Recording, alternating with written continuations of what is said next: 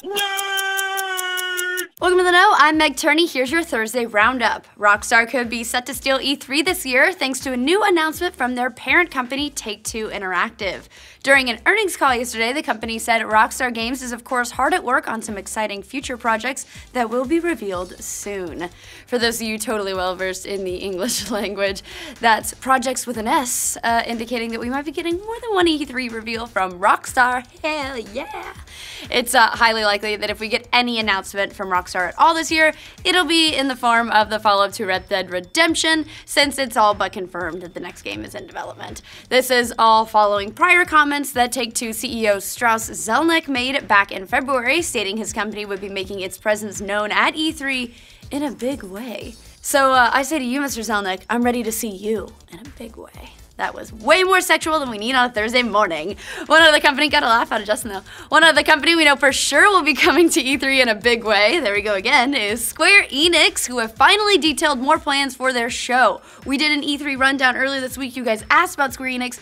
Finally, we know what they're doing. They hadn't told us yet. In a blog post published yesterday, just after our story was live, the company announced that it would have a number of playable games on the show floor, including the new Deus Ex, Just Cause 3 Mech Assault DLC, I Am Setsuna, Hitman, and Star Ocean. They also teased that we'll be getting exciting Tomb Raider news, so yay! As for Final Fantasy 15, there's an active time report scheduled for E3 week, so we'll be no doubt getting more of that as well. While they haven't said whether or not they'll be resuming their annual press conference, we gotta expect that something like that is still coming. Maybe they would have announced it when they did all this. Who knows? It's Square Enix. It would be so weird if they didn't have a press conference. I mean, they've gotta give us trailers for games that won't be out for another 10 years, or it's not a real E3. While we're on the E3 hype train, let's speculate just a little bit about whether or not Kojima will be there. Please, I hope so. The man behind Solid Snake has been particularly active lately. In addition to speaking at the Nordic Games Conference in Sweden, he's also visited both DICE and Mojang and pretty much every other game studio on the planet. We talked about it yesterday on the patch. More interestingly though, he's also been offering some teases about the meaning behind his company's new logo, saying that it hides a secret. Well, it's a secret no longer, as Kojima Productions has officially unveiled Ludens, the company's Eva suit mascot thingy. Gus is all upset about it in a very good way. Don't want to misconstrue that. He's very excited.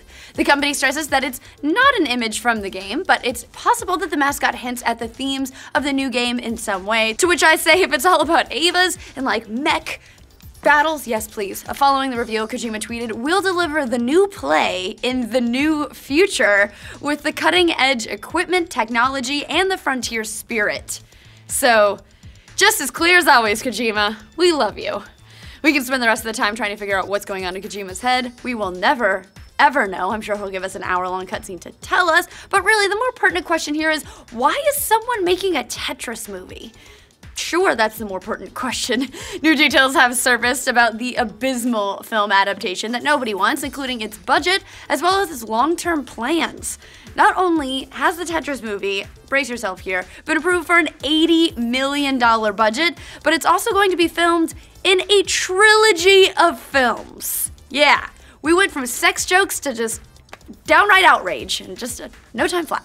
Film will be produced by Larry Kazanoff, who also produced the Mortal Kombat movie and True Lies. So actually, I love your film, sir, and now I'm on board, along with co-producer Bruno Wu. According to those guys, the script has been locked, and the Tetris movie is an epic sci-fi thriller. Okay, now I'm back off board. Just make another True Lies. Fucking love that movie. How they plan on turning a game about stacking blocks into an epic trilogy is anyone's guess, but to be fair, they have a Battleship movie and like an Angry Birds movie that everybody's going apeshit over, so it could happen. Speaking of train wrecks, which that film is going to be no doubt, let's hop on over to the DC movie universe. I'm keeping going. It's Thursday, we're cooking. Warner Brothers and DC haven't quite been able to get the start they were hoping for their superhero films, but that could be changing fairly soon thanks to even more behind-the-scenes shakeups. In addition to transitioning Ben Affleck to more of a Zack Snyder role for Justice League, it seems that DC is now making sure it's got a bona fide comics dude acting as one of its head producers. Previously, Warner Brothers films were overseen by a team of executives. We all saw how well that went, but now the company is restructuring so that each executive oversees a particular franchise.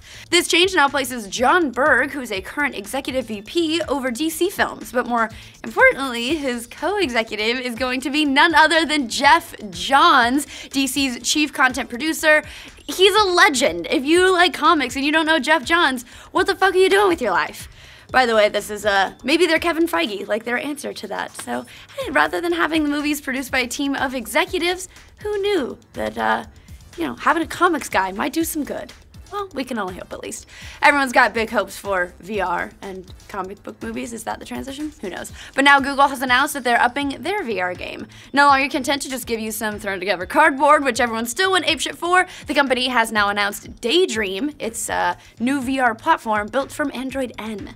This announcement was made at their I/O Developer Conference yesterday, where they said we'll be getting a new line of Daydream-enabled Android phones, headsets, whatever that means, and motion controllers this fall. So, yeah, maybe more like Samsung VR, but with their own platform. And please don't make me strap shit to my face. It's like a phone also. Well, whatever, I'll do it anyway.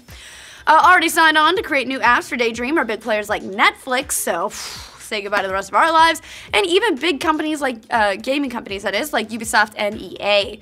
Really, this should be no surprise, considering how many others are getting into the VR game, now including Acer, AMD, Razer, your mom, your grandmom, everybody at this point. Of course, none of this has stopped VR revenue projections from consistently dropping throughout the year, but hey, we'll see if Google can save it.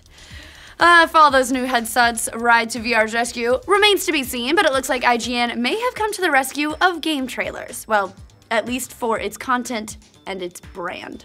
GamesIndustry.biz reports that IGN has now acquired all of Game Trailer's old assets and wants to be sure that their content lives on. According to Game Trailers, quote, although GameTrailers.com is shutting down, IGN is committed to archiving Game Trailer's massive library. That means all the countdowns, retrospectives, reviews, and original shows won't just disappear. So, if nothing else, the legacy of Game Trailers lives on, RIP, and IGN will probably use their name for new content, perhaps, but still, the old stuff you loved won't be floating away into the internet void. RIP all of our favorite gaming sites in the last year, it seems. It was a rough one. We had to change the patch notes. That's it for our Thursday Roundup. It's too early, kids. We'll catch you up on everything you missed over the weekend next Tuesday. We'll let you know what we think of E3 about 15 times before the show starts. You should let us know what you think of E3. Also, whether or not Red Dead is your be-all, end-all for E3, and what the hell Kojima's doing, and how we can figure it all out.